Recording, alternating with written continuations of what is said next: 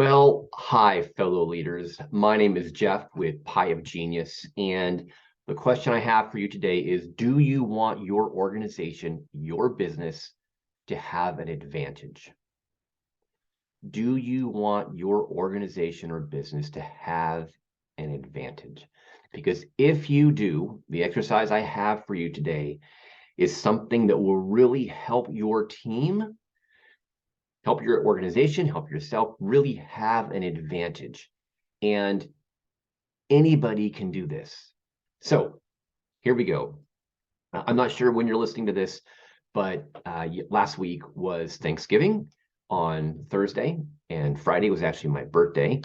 And so this year, Thanksgiving, we had Thanksgiving in the midst of a polarized culture.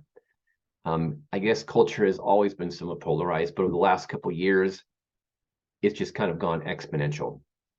So we had Thanksgiving in the midst of this culture that is just, everyone is being pushed to the extremes. If you're like right, you're just further to the right. If you're on the left, you're being pushed further to the left. And what's being focused on is the differences that we have.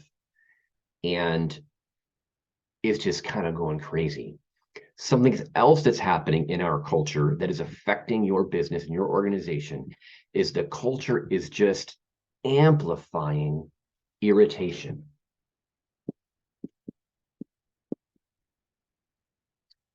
It's amplifying irritation. It is taking little things and just blowing them up to even bigger, and big things to be even larger. And as that polarization happens and the amplification of irritation happens, what happens to anxiety? Anxiety goes up, both in your culture, in your clients, in your staff, in your volunteers, in your organization. The anxiety just goes up. So what I have for you today is something to help decrease anxiety, to really kind of shift the focus of your business really back to the core reason why you're doing it. Because the way things work, there is a default drift towards conflict, negativity, tension, that's in a negative sense. The default drift is just easy to slide into the same thing the culture is doing. And I imagine the culture you want to have in your organization is not one that is filled with negativity and that kind of negative tension, the polarization and amplifying of anxiety and what's irritation. So tapping back into Thanksgiving that we had, or at least I had last week, I have an exercise for you today that you can create some space to really help your organization and team tap into the good, right? The positive, to amplify what's going well. So the first thing is to take some time and create some space to really reflect back on how your organization, how your business has been a blessing to your community in the last year. How has your business, your organization been a blessing to your community, to your clients, to whoever it is that you serve? How has your organization been a blessing to them?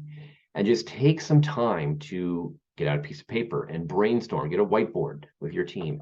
How has our organization blessed our community? Something to ponder. The second thing is to reflect back on how your organization, how your business has been a blessing to you personally. Maybe you're the leader, maybe you're a team member, a volunteer, whoever's in the room when you're having this conversation.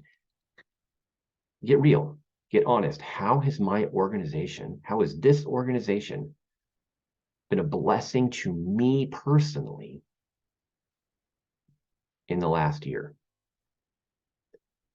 And just take some time and kind of write that down, put it up on a board, make a list, let people share how the organization's been a blessing to them. That's the second thing.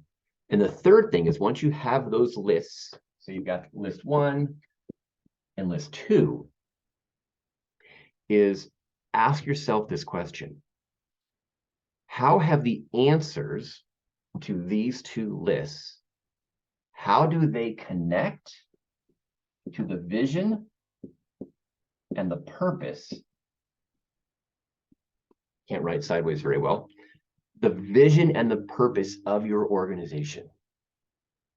As you look on that board where you've written down the 2 lists of how the organization has blessed the community, blessed your customers, your clients, and how the organization has actually blessed you personally, how do those lists, what's the connection they have with the vision and the purpose of your organization?